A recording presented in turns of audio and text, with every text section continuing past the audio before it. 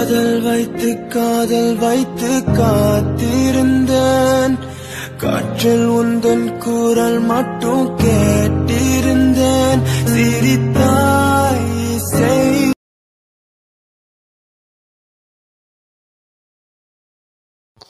Sir, வரதுக்குள்ளே இந்த document full சாஃப்ட்வேரில் update பண்ணி வைக்கணும். Hello Nithya, good morning. Good morning sir. என்னம்மா வேலையெல்லாம் எப்படி போகுது? சார், எல்லாம் நல்லபடியாக போயின்னு இருக்கு. இப்போ எடுத்திருக்கிற புது ப்ராஜெக்டோட கொட்டேஷன் எல்லாம் ரெடியாமா? ஹார்ட் காப்பி ரெடி ஆயிடுச்சு சார்.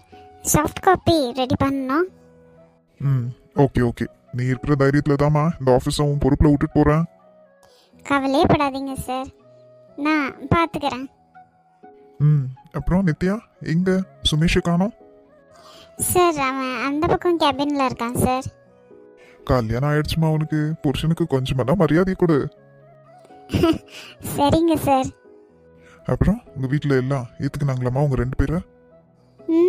அப்படி இப்படின்னு ஓகே தான் சார். சரிம்மா சரிம்மா, சந்தோஷமா இருங்க.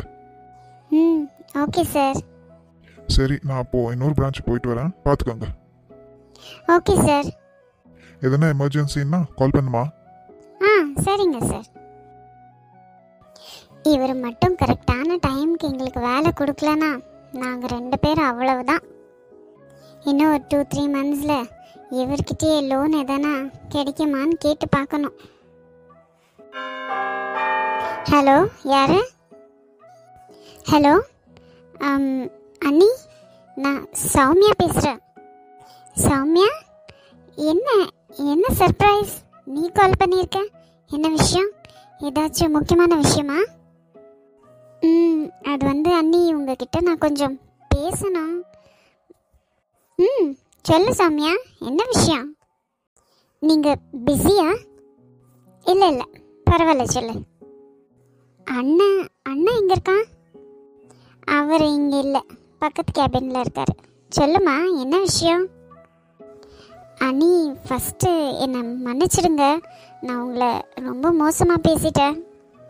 ஐயோ சௌமியா, அதெல்லாம் நான் அப்போவே மறந்துட்டேன். இல்லை, என்னதான் இருந்தாலும் சாரி கேட்கணும், இல்லைனா எனக்கு மனசு சங்கடமாக இருக்கும். நானும் புத்தி கெட்டு போய் எங்கள் அம்மா கூட சேர்ந்துக்குன்னு உங்களை ரொம்ப தரக்குறைவாக பேசிட்டேன். நீ அதான் பரவாயில்லன்னு சொன்னேன்ல, விடு சௌமியா. அண்ணி, அது வந்து இதை எப்படி சொல்கிறதுன்னு எனக்கு தெரியல. எனக்கு ஃப்ரெண்ட்ஸுங்க கூட அவ்வளோ இல்லை. என்னோட ஆரகண்ட் பிஹேவியரால் யாரும் என்கிட்ட ஃப்ரெண்ட்ஷிப்பாகவும் இருக்க மாட்டாங்க. இதை பற்றி என்னால் யார்கிட்டையும் டிஸ்கஸும் பண்ண முடியல. இதை நான் வெளியே சொல்லாமல் இருந்தேன்னா என் மண்டை வெடிஞ்சிடும். சரி, என்னை உன் ஃப்ரெண்டாகவே நினச்சிக்கோ. என்ன சொல்லணும்? அண்ணி, அது வந்து நான் கல்யாணம் பண்ணிக்க போகிற பையன். என்ன கொஞ்ச நாள் தானே இருக்கு கல்யாணம். இப்போ என்ன உனக்கு ஏதாவது டவுட்டா? இல்லை என்ன? அந்த பையன் பணக்காரன்றதுனால தான் நான் அவனை கல்யாணம் பண்ணிக்க டிசைட் பண்ணேன். இன்னொரு விஷயத்தில் அவன் நல்லவனும் கூட. பட் இப்போ எனக்கு டவுட்டாக இருக்க. நீ ஏன், என்ன டவுட்டு? அவன் நிஜமாவே பணக்காரன் தானா? அப்புறமா அவன் நல்லவனான்னு கூட எனக்கு சரியா தெரியல. நீ ஹேய், என்ன இந்த மாதிரி டவுட்டெல்லாம் வருது உனக்கு? எத்தனை வருஷமா லவ் பண்ணீங்க? வருஷம்லாம் இல்லை, நீ ஒரு 2-3 மந்த்ஸ் தான் நினைக்கிறேன். என்ன சௌமியா, நீ படித்த பொண்ணு தானே, ஏன் இப்படி ஃபூலிஷாக பிஹேவ் பண்ணியிருக்க? 2-3 மந்த்ஸில் ஒருத்தரை பற்றி தெரிஞ்சுக்க முடியுமா என்ன? உங்கள் அம்மாவுக்கு தான் அறிவில்லை, நீ படித்த பொண்ணு, நீயுமா இப்படி பண்ணுவ? பணம் இன்னைக்கு உன்கிட்ட இருக்கும், நாளைக்கு என்கிட்ட இருக்கும். ஆனால் அன்பு தான் சௌமியா என்றைக்குமே மாறாது. அன்பை பேஸாக வச்சு தான் சௌமியா மேரேஜ் லைஃப் இருக்கணும், பணத்தை வச்சு இல்லை. ஆமாம் அண்ணி, அது இப்போ தான் எனக்கு புரியுது. அவனோட ஃபோக்கஸ் ஃபுல் மணி மைண்டடாக தான் இருக்குது. நான் என்ன பேசினாலும் அன்பாகவே பேச மாட்டேன்றான் இப்போல்லாம். எந்த பேச்சு எடுத்தாலும் பணத்தில் தான் வந்து நிற்கிது. அதுவும் இல்லாமல் ஓவராக டவுரி கேட்குறாங்க. பாவம் அப்பா, எனக்கு அப்பாவை நினச்சாலே கஷ்டமாக இருக்குது. இந்த விஷயத்த அம்மா கிட்ட சொன்னால் அம்மா என் தோலையே உரிச்சிடுவாங்க அண்ணி. அதான் என்ன பண்ணுறதுன்னு தெரியல. அவனை பற்றி கொஞ்சம் விசாரிக்கணும். நீங்கள் இதில் எனக்கு ஹெல்ப் பண்ணுறீங்களா? கண்டிப்பாக சௌமியா, நீயும் என்னோட சிஸ்டர் மாதிரி தான். கண்டிப்பாக உனக்கு நான் ஹெல்ப் பண்ணுறேன். இந்த விஷயத்த அண்ணன்கிட்ட நீ பயப்படாத, எப்படி சொல்லணுமோ அப்படி சொல்கிறேன். ஆதி மேலே பொறாமப்பட்டு அவளை விட பெரிய இடத்துல வாக்குப்பட்டு போனோன்னு புத்தி கெட்டு போய் இப்படி மாட்டிக்கிட்டான். நீ என்னோட பொறாம புத்தியில தான் இப்படி ஆயிடுச்சு. இப்பனா நீ அதை உணர்ந்தியே, சந்தோஷம் சௌமியா. பாவம், ஆதியோட லைஃப்பும் என்ன ஆக போதோ தெரியல. ஏன், என்ன ஆச்சு அண்ணி? அவங்க மாமியார் சடனாக இந்த கல்யாணத்தை நிறுத்திட்டாங்க. அச்சிச்சோ, பாவம். பாவம்தான். எனக்கு ஆதிக்கிட்ட போய் பேசணுன்னு தான் இருக்கு. பட் நான் அவகிட்ட ரொம்ப ஹார்ஷாக நடந்துக்கிட்டேன். எனக்கு அவன் முன்னாடி போய் நிற்கிறதுக்கே ஒரு மாதிரி இருக்கு. ஆதி அந்த மாதிரியெல்லாம் எதுவும் நினைக்க மாட்டேன். நீ போய் பேசு, உனக்கும் மைண்ட் ரிலாக்ஸிங்காக இருக்கும்.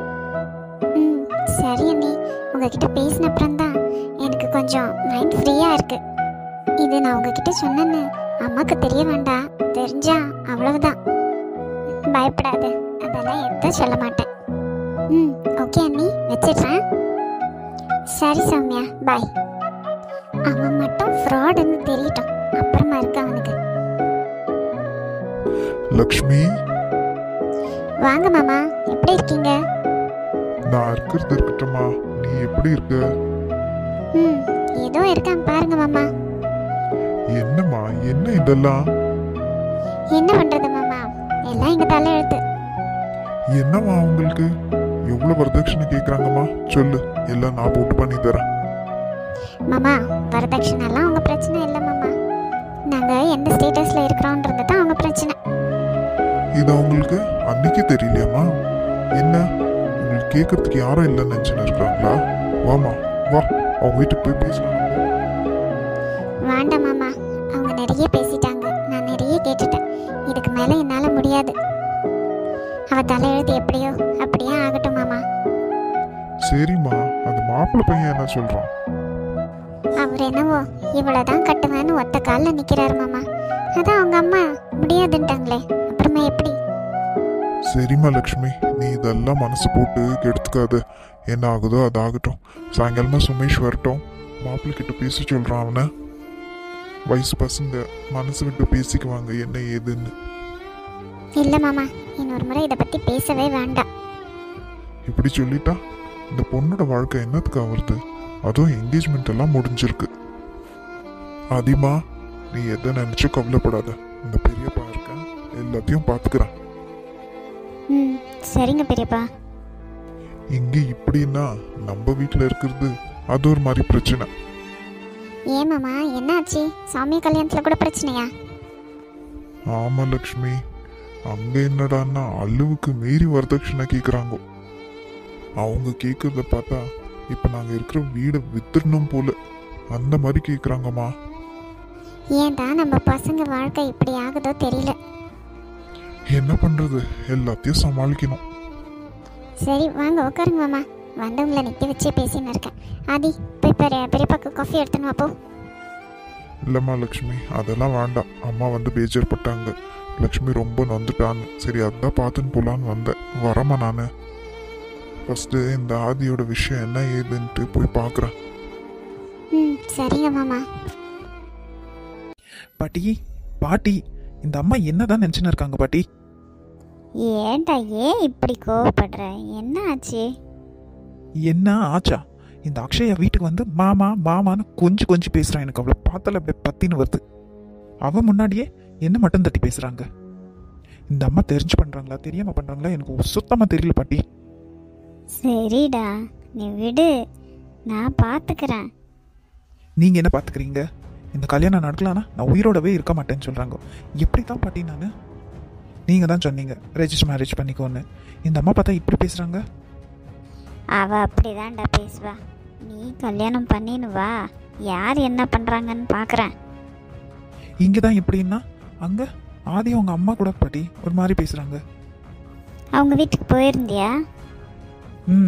ஆதியை பார்த்து பேசலான்னு போயிருந்தேன். அத்தை என்னடான்னா வேண்டாம், இந்த விஷயத்தை இதோட விட்டுருங்கன்னு சொல்கிறாங்க. நான் அவங்கக்கிட்ட முடிவாக சொல்லிட்டு வந்துட்டேன். கட்டினா நான் ஆதியை தான் கட்டுவேன்னு. லக்ஷ்மி என் பேச்சு கேட்குவா. நான் லக்ஷ்மி கிட்ட பேசுகிறேன். ஆமாம், என்னைக்கு ரெஜிஸ்டர் மேரேஜ் பண்ணலான்னு இருக்க? என்னைக்கு? இங்கே நடக்கிறதெல்லாம் பார்த்தாக்கா எனக்கு டென்ஷனாக இருக்கு பாட்டி. சரிடா சரி, இதெல்லாம் விட்டுட்டு நீ ஆக வேண்டிய வேலை பார். சக்தி கூட போய் ரெஜிஸ்டர் மேரேஜ்க்கு என்னென்ன தேவை அதெல்லாம் அரேஞ்ச் பண்ணு. அப்புறம் தாலி தங்கத்தில் தான் எடுக்கணும் என் பேத்திக்கு. ம் சரி பாட்டி. நான் இன்னும் 2 நாளில் லக்ஷ்மி வீட்டுக்கு போய் எல்லாம் பேசிட்டு வரேன். ஒரு வாரத்துக்குள்ளே இந்த ரெஜிஸ்டர் மேரேஜ் முடியணும். ம் சரி. கோவப்படாத போடா.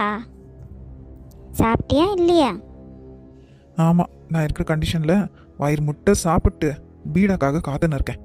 என்ன பாட்டி நீங்கள்? ஏண்டா அடுத்த வாரம் கல்யாணம் வச்சுக்கின்னு இப்படியா காஞ்சி போன மாதிரி இருக்குவ? போ, நல்லா சாப்பிட்டு மனசு சந்தோஷமாக வச்சுக்கோ. யார் என்ன சொன்னாலும் சரி காதில் போட்டுக்காத. ம் சரி பாட்டி.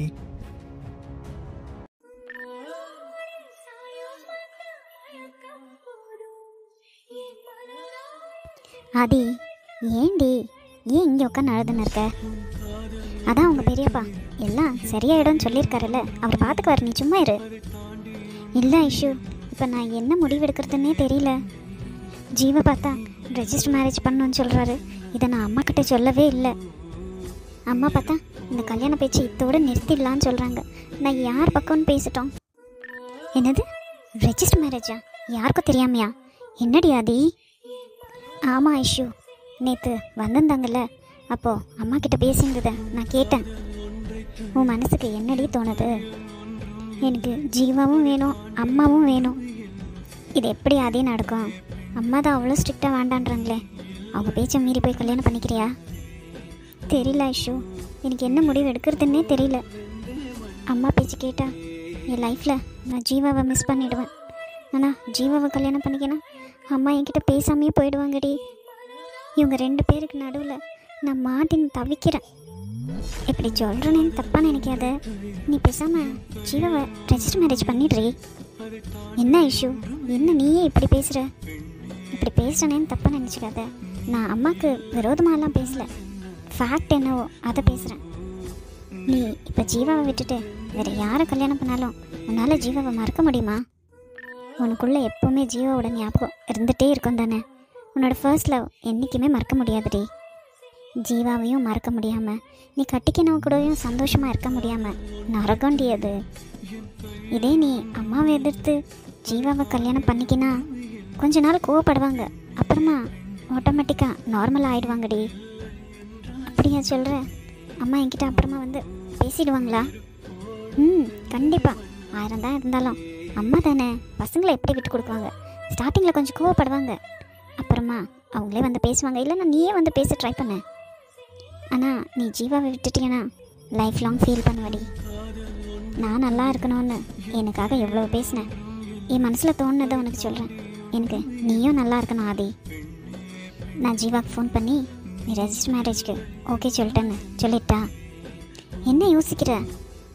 நான் ஃபோன் பண்ணி சொல்கிறேன். கல்யாணத்துக்கு உன்னோட மனசை நீ தயார்படுத்திக்கோ. ஐஷு, எல்லாம் சரியாயிடும். சுமேஷ், என்ன பிஸியா? இல்லை நித்யா, என்ன விஷயம் சொல்லு.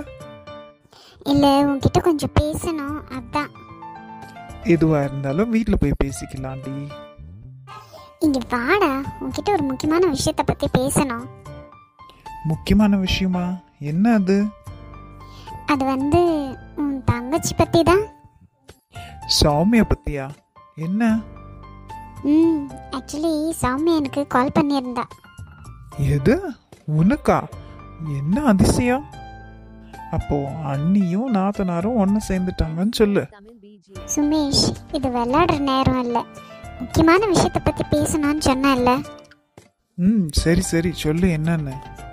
அது வந்து சௌமியாவுக்கு மாப்பிள்ளை பார்த்துருக்காங்கல்ல, அந்த பையன் மேலே சௌமியாவுக்கு ஏதோ டவுட் இருக்கான். அதான் நம்மளை கொஞ்சம் செக் பண்ண சொன்னா. என்ன சொல்ற நித்து? ஆமாம் சுமி, சௌமியாவுக்கு மாப்பிள்ளைய பிடிக்க பிடிக்கலன்னு நினைக்கிறேன். ஏய், அது எப்படி பிடிக்காம போகிறோம்? 2 பேரும் லவ் பண்ணி தானே கல்யாணம் பண்ணிக்க போகிறாங்க. ஆமாம், என்னத்த பெரிய 4-5 வருஷம் லவ்வா, ஒன்லி 3 months. ஸ்டார்டிங்கில் நல்லா தான் இருந்தான், இப்போ ஃபுல்லாக மணி மைண்டடாக இருக்கான்னு சொல்கிறா. அதுவும் இல்லாமல் அவன் பணக்காரன் தானான்னு அவளுக்கு டவுட்டாக இருக்குது.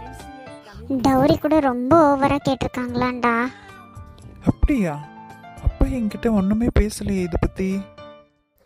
சரி, இதை என்கிட்ட விடு, நான் என்ன ஏதுன்னு செக் பண்ணுறேன். சரி சுமேஷ், அவள் ரொம்ப பயப்படுறா. உங்கள் மம்மிக்கு தெரிஞ்சா அவ்வளவுதான். அவள் என்ன சொன்னா தெரியுமா? ஆதிராக்கு நல்ல இடத்துல கல்யாணம் நடக்குது, அதனால எனக்கும் அதே மாதிரி ஆகணும்னு அர்ஜென்ட்டில் யாரையோ இப்படி பண்ணிட்டாடா. எல்லாம் வயிற்றுச்சல் கேஸுங்க தான் போ. ஹலோ லவ் பேர்ட்ஸ், என்னப்பா வீட்டில் தான் ஒன்றா இருக்கிறீங்க, இங்கே கூடவா ஒன்றா இருக்குவீங்க? டே ஜாக்கி, கண்ணு வைக்காதடா.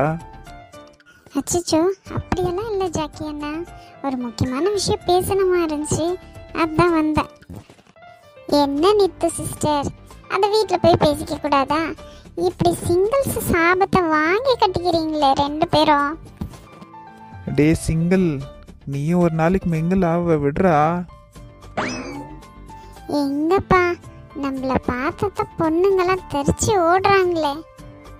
உனக்குன்னு ஒரு தேவதை வந்தே வருவா. அப்படின்ற தேவதை அவள் ஒரு தேவதை, அழகிய பூமுகம் காணவே ஆயுள்தான் போதுமோ. டே ஜாக்கி, போதும்டா, வருவான்னு சொன்னேன், என்ன வந்துட்ட மாதிரி ட்ரீம்ஸுக்கே போயிட்ட. போ, வேலையை பார் போ. அதானே, எனக்கு கனவுல கூட ரொமான்ஸ் பண்ண விட மாட்டேன்றீங்களேடா. டேய், நீங்க மட்டும் உண்மையா ரொமான்ஸ் பண்ணிட்டு சுத்துறீங்க, இது உங்களுக்கே நல்லா இருக்கா? ஐயோ அண்ணா, தள்ளுங்க அப்படி, எனக்கு நிறைய வேலை இருக்கு. மச்சான் ஜாக்கி, நிஜமாவே சிங்கிள் சாபம் பழிச்சிடுமாடா? ஏன்டா அப்படி கேக்குற? இல்ல, நீ என்ன சாபம் விட்டியோ தெரியலையே, அதுதான் கேட்டேன். இவனா 10 லட்சம்.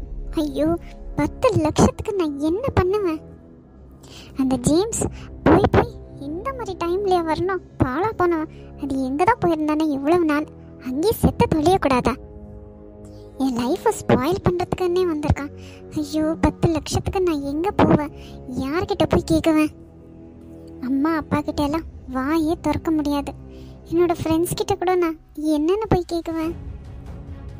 இல்லைனா விஜய் கிட்டே கேட்கட்டா? எதுக்குன்னு கேட்டா என்ன சொல்லட்டும்?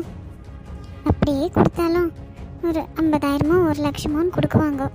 10 லட்சத்துக்கு ஐயோ, எனக்கு தலையே சுத்துதே, என்ன பண்ண போறேன்னு தெரியல. இந்த விஷயம் மட்டும் விஜய்க்கு தெரிஞ்சிச்சு அவ்வளவுதான். முதலே அந்த ஐஸ்வர்யா மேலே சாஃப்ட் கார்னரில் தெரிஞ்சுன்னு இருக்கான். இந்த விஷயம் மட்டும் தெரிஞ்சிச்சேன்னா ஐயோ, என் வாழ்க்கை அவ்வளவுதான். அப்படி எப்படின்னு பேசி அவனை கன்ஃபியூஸ் பண்ணி என் பக்கம் வர வச்சுட்டேன். இந்த விஷயம் மட்டும் தெரிஞ்சிச்சு என்னை தோலை உரிச்சாலும் உரிச்சிடுவான். என்ன செய்ய? பேசாம அந்த ஐஸ்வர்யா கிட்ட கேட்கட்டா? ஏன்னா அவள் தான் ஒரு பேக்கு. நான் ரொம்ப கஷ்டத்தில் இருக்கேன், என் உயிருக்கே ஆபத்துன்னா ஏதாவது அரேஞ்ச் பண்ணுவா. என் மேலே இருக்கிற தப்பு கூட அவன் மேலே போட்டுக்குவா. அவள் தான் அடிமையாச்சே. கரெக்டா? பேசாமல் அந்த ஐஸ்வர்யாவுக்கு தான் கால் பண்ணணும். சே, இந்த டைமுன்னு பார்த்து இங்கே இல்லாமல் அவங்க ஃப்ரெண்டு வீட்டில் போய் உட்காந்துருக்கா. என்னைக்கு தான் வரப்போகிறாலோ தெரியல. பரவாயில்ல, அவள் வரலனாலும் அவளுக்கு ஃபோன் பண்ணி இந்த மாதிரி விஷயம்னு சொல்லி எப்படியாவது 10 லட்சத்தை அரேஞ்ச் பண்ண சொல்லணும்.